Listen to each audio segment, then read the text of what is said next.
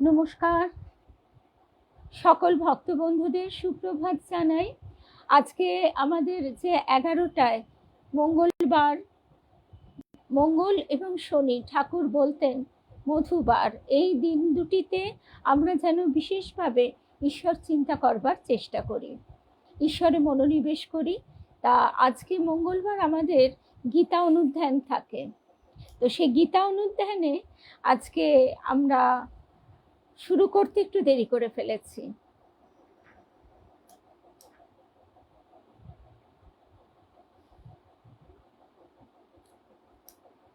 গীতা অনুধ্যান একটু দেরি হয়ে গেল শুরু করতে, এই বিভিন্ন কাজের মধ্যে।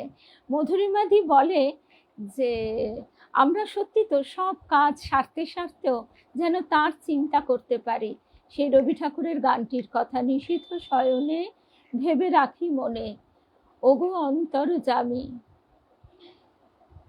কর্ম অন্তে সন্ধ্যা বেলায় বসিব তোমারই সনে। তা সন্ধ্যাবেলা তো আমাদের অবশ্যই পাঠ হয়, সমবেত হই আমরা, কিন্তু সকালবেলাটাও ঠাকুরের কৃপায় আমরা শুরু করতে পেরেছি। হয়তো সময়টা একটু কোনো কোনো দিন দেরি হয়ে যায়। তা আজকে আমরা যে প্রসঙ্গে থাকব, এই প্রসঙ্গটিও আমরা গীতায় সাংখ্যযোগ 2য় অধ্যায়ে আমরা দেখছি যে এই শ্লোকটিও আমাদের বেশিরভাগ মানুষেরই জানা, কিন্তু আমাদের দেবী মা যে কথাটি বলতেন যে বুদ্ধি যোগ দ্বারা তুমি বুঝতে পারতেই পারো, কিন্তু তাতে স্থিত হওয়া, তাকে আত্মস্থ করা অনেক কঠিন। তার জন্যই অভ্যাস যোগ এবং অনুশীলন প্রয়োজন। শুভ সকাল রূপশ্রী, বিলাসপুরের দিদি রূপা, শুভ সকাল। তাহলে ঠাকুর মায়ের শ্রী চরণে সাষ্টাঙ্গ প্রণাম নিবেদন করে, শ্রী গুরুদেবকে স্মরণ করে আমরা শুরু করছি আজকের প্রসঙ্গ। আজকের প্রসঙ্গে আমরা আছি 22 নম্বর শ্লোকে, যেখানে বলা হচ্ছে জীর্ণ বস্ত্র পরিত্যাগ করে মানুষ যেমন নতুন বস্ত্র পরে, তেমনি জীবাত্মাও পুরাতন শরীর ত্যাগ করে, জীর্ণ শরীর ত্যাগ করে নতুন শরীর ধারণ করে। তা আমরা আজকে এই প্রসঙ্গে এই শ্লোকে প্রবেশ করব। শুভ সকাল চিনুদি, সর্বরী চক্রবর্তী, শুভ্রা, শুভ সকাল। গত 1000 বছর ধরে আমরা লক্ষ্য করে আসছি যে ভারতে এই জ্ঞান মার্গ আমাদের সাধারণ মানুষের কাছে সঠিকভাবে বোধগম্য হয়নি।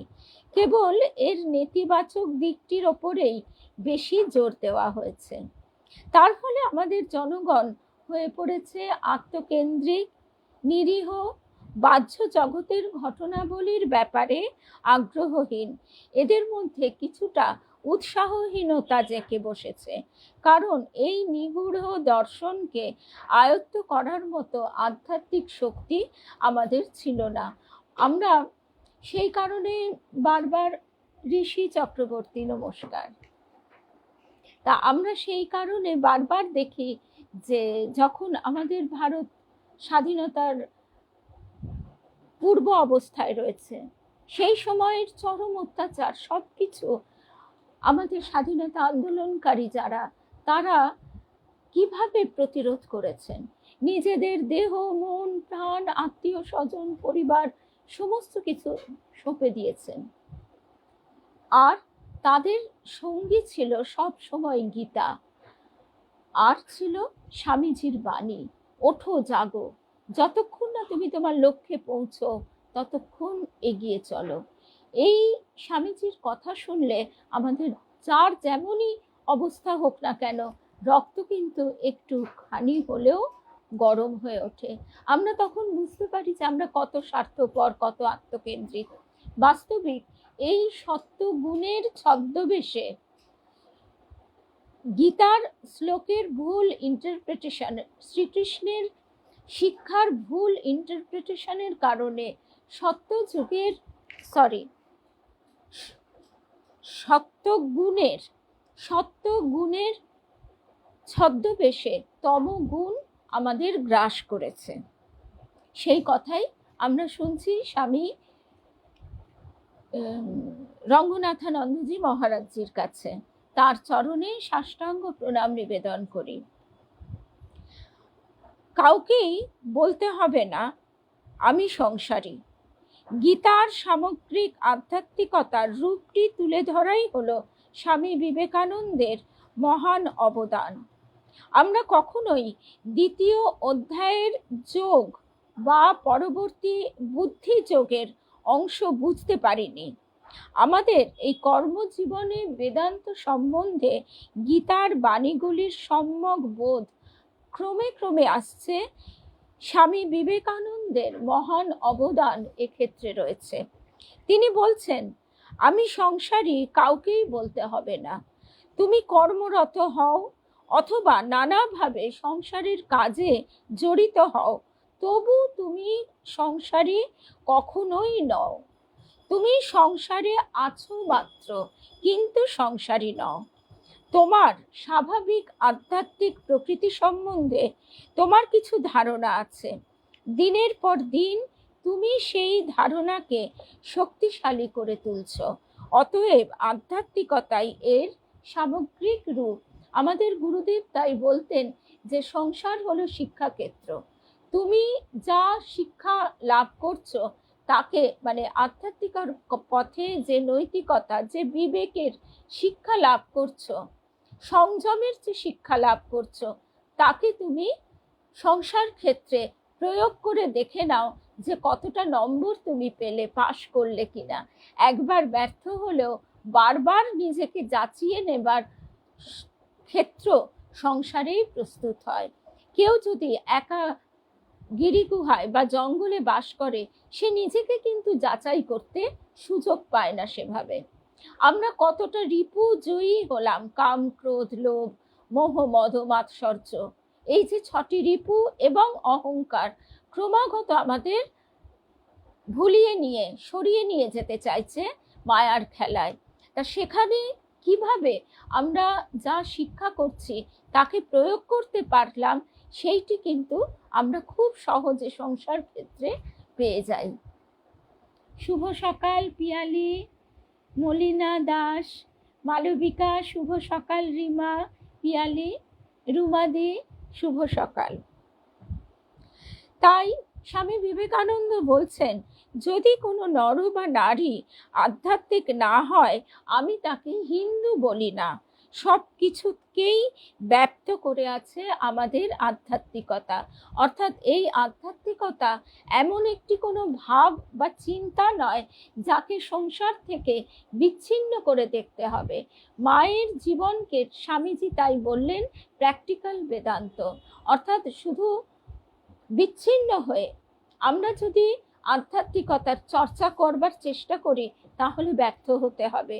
তাকে সঙ্গে সঙ্গে প্রয়োগ করবার কৌশলটি আমাদের শিখতে হবে। এবং এই যে গার্হস্থ্য আশ্রম, শুভ সকাল রুদ্রাণী, গার্হস্থ্য আশ্রম সেইটি যদি সুগঠিত না হয়, সেখানে যদি ব্রহ্মচর্য অর্থাৎ সংযম, মেধা, ধীশক্তির বিস্তার না হয়, তাহলে কখনোই আমরা যথার্থ সন্ন্যাসী কুলকে লাভ করতে পারবো না। কারণ তাদের আগমন এই গার্হস্থ্য আশ্রমে, এবং তারা নিজেদের আরো উন্নতভাবে উন্নত করে শুধু ওই ব্যক্তিকেন্দ্রিক সংসার থেকে জগৎ সংসারে নিজেদের ব্যক্ত করেছেন। এটাই হচ্ছে গার্হস্থ্য আশ্রম এবং সংসার আশ্রমের কথা। বিবেকানন্দ বলেন, আত্মা মাত্রই অব্যক্ত ব্রহ্ম।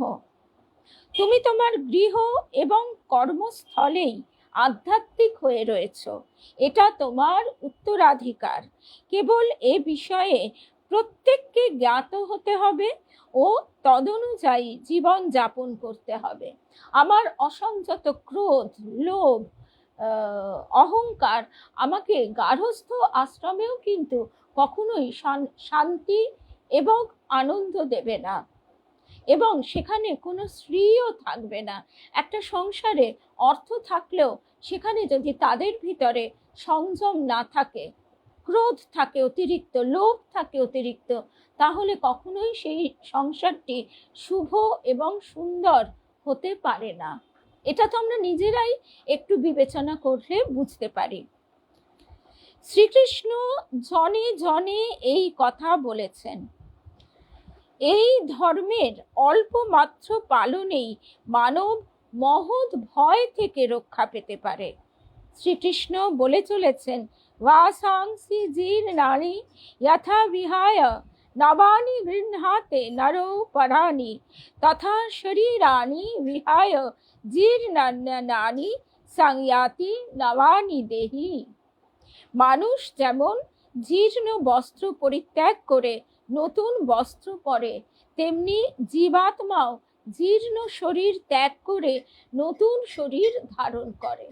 এটা বোঝা আমরা বুদ্ধি যোগ দ্বারা বেশ বুঝতে পারি, কোনো অসুবিধা হচ্ছে না। কিন্তু একজন সন্তান হারানো পিতামাতার পক্ষে সেটা কি বোঝা সহজ? কিন্তু আজকে ঘটনাটির উল্লেখ না করলেও আশা করি আমরা সবাই বুঝতে পারবো যে সেই জায়গায় দাঁড়িয়ে সেই রূপ পিতামাতা যে লড়াই করবার শক্তি লাভ করেছেন, কোথা থেকে লাভ করেছেন? সেই শক্তি কিন্তু তারা তো ভাবতেন যে আমরা যদি সন্তানকে হারিয়েইছি, উপযুক্ত বিচারও আমরা পাইনি, তাহলে আমাদের এই জীবন রেখে কি হবে বলে তারা যদি আত্মহত্যা করত, তাহলে কিন্তু তার ফল কখনোই ভালো হতো না। কারণ আমাদের শাস্ত্রে বলা হচ্ছে আত্মহত্যা মহাপাপ। এখন আমরা ভাবি অনেকেই যে আমাদের জীবনের পরবর্তী অধ্যায় বলে কিছু নেই, কিন্তু এইখানে আবারও বলতে হয় গুরুজন যেন যত গত সপন্থা, অর্থাৎ গুরুজনরা আমাদের যে শিক্ষা দিয়েছেন, গুরুজন অর্থে ঋষি, আর্য ঋষিরা, সাধু ব্যক্তিরা, তপস্যা করে যারা সেই জ্ঞান লাভ করেছেন তারা। গুরুজন বলতে ক্ষুদ্রার্থে বাড়ির গুরুজনদের বলা হচ্ছে না, বহু সময় তারা কিন্তু বিপরীত কথা বলেন। তো সুতরাং সেই ক্ষেত্রে আমাদের বুঝতে হবে যে কিভাবে লড়াই করতে হবে, নিজেদেরকে সেইভাবে প্রস্তুত করবার জন্য যে শক্তি, সেই শক্তি কিন্তু আমরা পাই শ্রীকৃষ্ণের বাণী থেকে। কারণ সেখানে যে চলে গেছে তাকে আমরা ফিরে পাবো না, কিন্তু তার যে সম্মান এবং তার ন্যায্য বিচার যে প্রয়োজন, সেইটি সমাজে প্রতিষ্ঠা করার যে প্রয়োজন, সেই শুভ বুদ্ধি আজকে তাদের মধ্যে উৎসারিত হচ্ছে। কিভাবে? তার মূল সূত্র কিন্তু এই গীতা, এবং এই গীতার যে শিক্ষা তা আমরা এই ভারতবর্ষের মানুষ সংস্কার হিসেবে লাভ করে থাকি। পরিধানের বস্ত্র যখনই পুরাতন হয়, লোকে সেই পুরাতন বস্ত্র বিনা বাক্য ব্যয়ে ফেলে দেয়। জীর্ণানি যথা বিহায় নবানি গৃহ্ণাতি নরঃ অপরাণি। অন্য নতুন বস্ত্র গ্রহণ করে। সাধারণত নিজের পরিধেয় বস্ত্র নিয়ে লোকে এইটি করে থাকে। সেই রকম ঠিক তেমনি ভাবেই দেহি অর্থাৎ দেহধারী ব্যক্তি শরীরানি বিহায় জীর্ণানি, জীর্ণ অর্থাৎ ক্ষয় প্রাপ্ত হলে, জীবনের কাজে অনুপযুক্ত হলে শরীরটিকে ত্যাগ করে, অর্থাৎ শান্তভাবে ফেলে দেয়।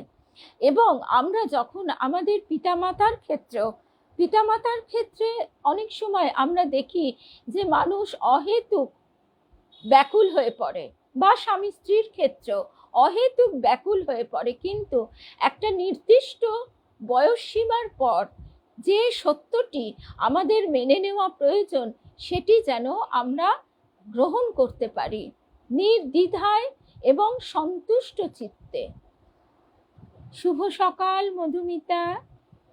শান্তভাবে ফেলে দেয় বলা হচ্ছে, এবং অন্যানি সংজাতি, নতুন দেহ গ্রহণ করে কর্মফল ভোগ করার জন্য, এবং তার যে বাসনাদি থাকে সেই বাসনা পূর্ণ করবার জন্য তাকে নতুন দেহ প্রাপ্ত হতে হয়। এই হলো মৃত্যু ও পুনর্জন্ম সম্বন্ধে বেদান্তের চমৎকারী ভাবনা।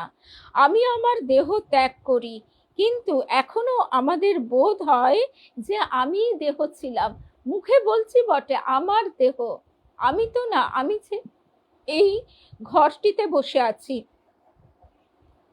এই ঘরটি আমার ঘর, কিন্তু আমি তো ঘর নই, বাড়িটা তো আমি নই, সেটা আমরা বুঝতে পারি।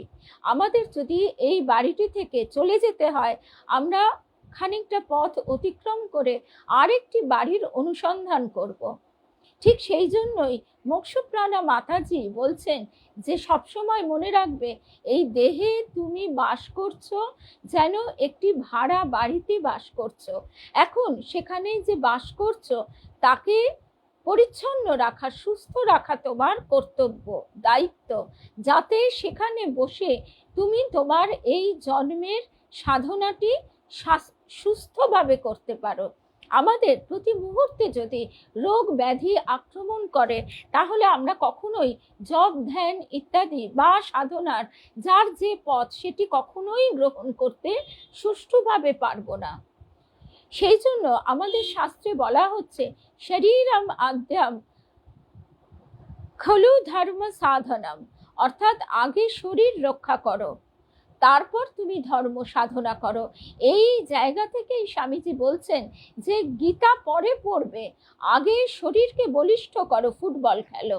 আমরা তার অর্থবোধ না হয়ে তার অযথা ভুল ভাল অর্থ করি এবং তাই নিয়ে ঝগড়াঝাটি করি। আচ্ছা, এইবার আমাদের যে সীমাবদ্ধ জ্ঞান, বুদ্ধি, ধারণা শক্তি এবং সীমাবদ্ধ ইন্দ্রিয়, তার দ্বারা আমরা যেটা বুঝতে পারি না তাকে উড়িয়ে দেবার মতন আমাদের একটা মনোভাব আছে, যেটা অহং প্রসূত এবং অজ্ঞানতা প্রসূত। দেহভিত্তিক জ্ঞানই আমরা বুঝি, কিন্তু যারা উচ্চ আধ্যাত্মিক বোধ সম্পন্ন তারা বোঝেন যে এই দেহ একখণ্ড পুরাতন বস্ত্রের মতো ফেলে দিয়ে আমরা নতুন বস্ত্র পরে থাকি। ৪ জুলাই ১৯০২ সাল রাত্রি ৯টার একটু পরে বিবেকানন্দ যখন কলকাতার কাছে বেলুড় মঠে দেহত্যাগ করেন, স্বামী রামকৃষ্ণানন্দ শশী মহারাজ সেই রাত্রেই মাদ্রাজে একটি স্বপ্ন দেখেন এবং গৌরীমা আরতি করতে করতে বললেন, যা চলে গেল। এবার আমরা যেই বুঝতে পারছি না, আমরা তাকে কুসংস্কার বলছি, ভুল ভুল বলছি, মিথ্যা বলছি। তিনি শুনতে পান বিবেকানন্দ যেন তাকে বলছেন, শশী শশী, আমি থুথু ফেলার মতো আমার দেহটাকে ত্যাগ করেছি। পরদিন কলকাতা থেকে বিবেকানন্দের দেহত্যাগের সংবাদ বহন করে টেলিগ্রাম এলো। আমরা যখন পিতা মাতা বা বাড়িতে কোনো বয়স্ক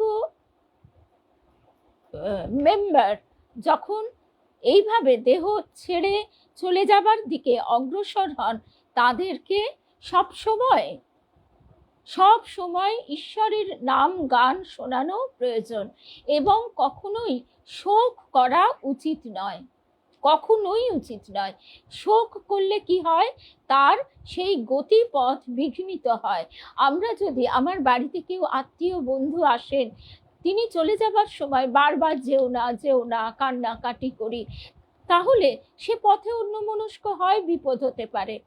আর এক্ষেত্রে কি হয়, এক্ষেত্রে তার তো আসক্তি রয়েইছে, আমাদের প্রত্যেকের এই বাসনা আসক্তি রয়েইছে, উপরন্তু সেইটি আরো আরো অধিকভাবে আমাদের চেপে ধরে এবং আমাদের গতিপথ, যাওয়ার পথকে কণ্টকাকীর্ণ করে দেয়, প্রচন্ড যন্ত্রণা পেতে হয়।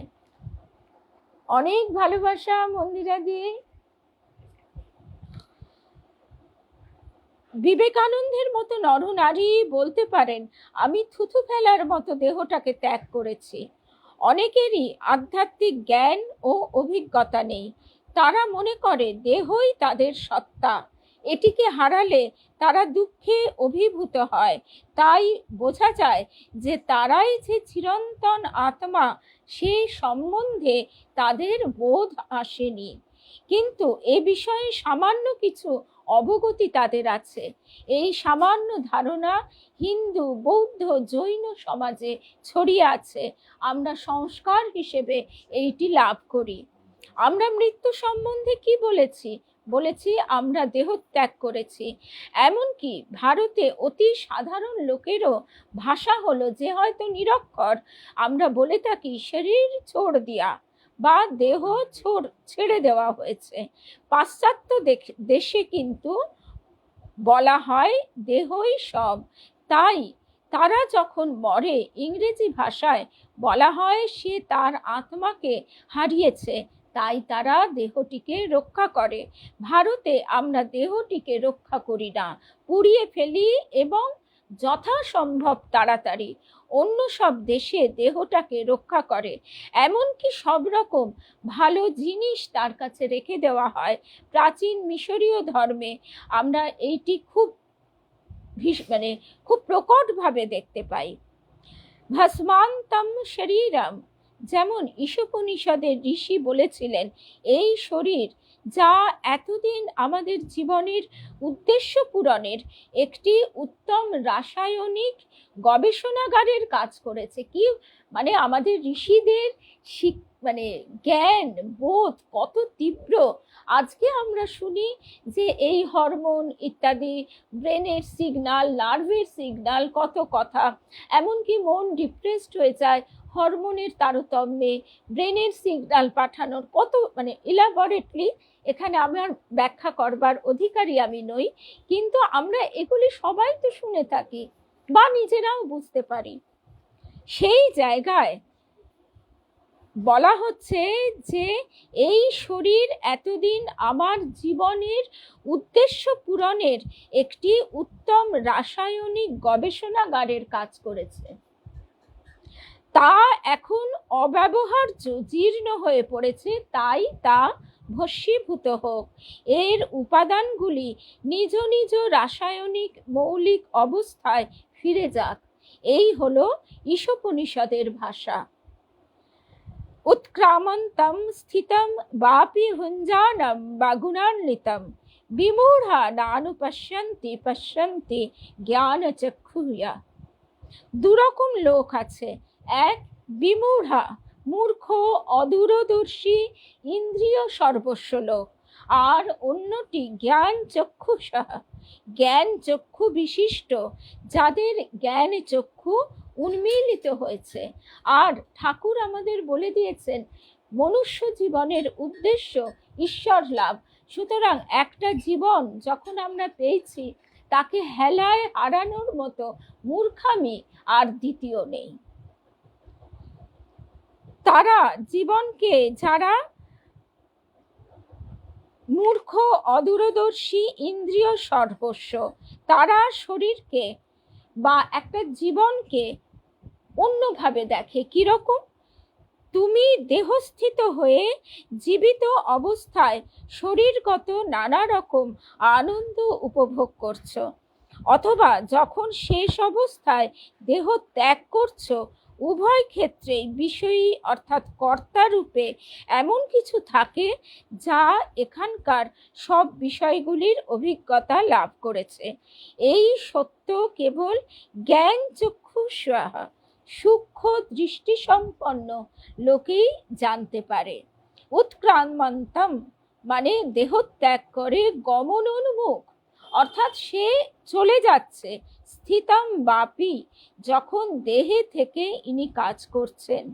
ভুঞ্জানম বা গুণান্বিতম, যখন সত্য, রজ, তম এর মাধ্যমে অভিজ্ঞতা অর্জন করছেন। সদা এইভাবে স্থিত আত্মাকে বিমূঢ়া নানুপশ্যন্তি, মূর্খ ব্যক্তিরা কখনোই বোঝে না। আজকে এই অবধি শুনলাম। হ্যাঁ, কারণ এই পয়লা বৈশাখের আগে সবারই তো একটু কাজের চাপ থাকে। গার্হস্থ্য আশ্রম লোকের কাছে দেখানোর জন্য নয়, পরিচ্ছন্নভাবে থাকার জন্য কিন্তু প্রয়োজন। আমরা এই যে সবসময় পরিচ্ছন্ন থাকার যে শিক্ষা লাভ করি, সেইটি শুধু বাইরে অর্থাৎ গৃহে, নিজের দেহেই নয়, মনের অন্তরেও, মনের ভিতরে এই ইন্দ্রিয়টির দ্বারাই কিন্তু, অর্থাৎ শুদ্ধ মনের দ্বারা, শুদ্ধ বুদ্ধির দ্বারা তার সাক্ষাৎ লাভ হয় বলছেন ঠাকুর। তা আজকে এই অবধি শুনলাম। আগামীকাল পয়লা বৈশাখ আমাদের লালজির কাছে শ্রী শ্রী শারদেশ্বরী আশ্রমে গান এবং কথার মধ্যে দিয়ে পূজা নিবেদন। হৃদয় নন্দন বনে গীতি আলেখ্যটির নাম। সকলকে বিশেষ প্রার্থনা জানাই, সবাই পারলে এসো, যাদের পক্ষে সম্ভব। আর শুভ হোক, সুন্দর হোক, আলোকিত হোক আমাদের সকলের পথ চলা নতুন বছরে। এবং এই নতুন বছরে আমরা যেন এই প্রতিজ্ঞা করি, ঈশ্বর লাভই মনুষ্য জীবনের উদ্দেশ্য, তাকে আমরা আত্মস্থ করব এবং জীবনে ফুটিয়ে তুলব। জয় রাম কৃষ্ণ, জয় রাম কৃষ্ণ, জয় রাম কৃষ্ণ।